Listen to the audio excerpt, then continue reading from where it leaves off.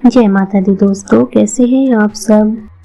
कार्तिक स्नान का विशेष महत्व है।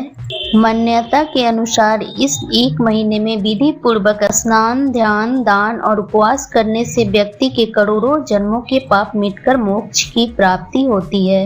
इसी कार्तिक स्नान से जुड़ी कुछ कथाएं भी हैं, जिसमें इल्ली घुन की कथा काफी प्रसिद्ध है।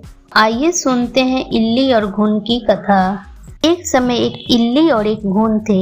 एक दिन इल्ली ने घुन के सामने कार्तिक स्नान की इच्छा जताई, लेकिन घुन ने कार्तिक स्नान के लिए मना कर दिया।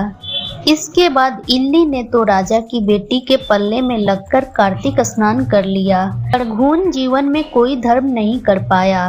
कुछ समय बाद दोनों की मौत हो गई। कार्तिक स्नान के प्रभाव से इल्ली तो अगले जन्म में एक राजा की बेटी के रूप में जन्मी, पर घुन अधर्मी होने पर गधा बना। बड़ी होने पर जब राजा ने अपनी कन्या का विवाह किया तो ससुराल जाते समय उसने अपनी पालकी रास्ते में ही रुकवा ली। जब राजा ने इसका कारण पूछा तो कन्या ने उस गधे को अपने साथ ले जाने की इच्छा जताई।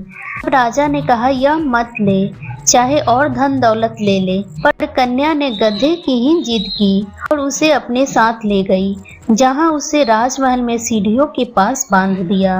अब जब भी रानी महल से नीचे उतरती तो वह गधे से पिछले जन्म की बात करती, जिससे एक बार उसकी देवरानी ने देख लिया।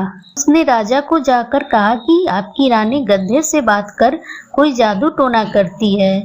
इस पर राजा भी छिपकर उसे देखता है तो वह उसे भी गधे से बात करती नजर आती है।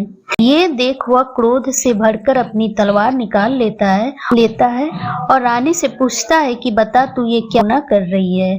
ये सुन रानी अपने और गधे के पूर्व जन्म की कथा सुनाते हुए बताती है कि कैसे वह कार्तिक स्नान से राजकन्या बनी। कार्तिक स्नान का महत्व जानकर इसके बाद राजा ने भी रानी के साथ कार्तिक स्नान करने का फैसला किया, जिसके बाद विधि पूर्वक कार्तिक स्नान करने पर राजा का महल धन धान्य से भर गया। कार्तिक स्नान का पानी गधे पर डालने पर उसका भी मोक्ष हो गया। ये थी कार्तिक स्नान की इल्ली और घुन की कहानी।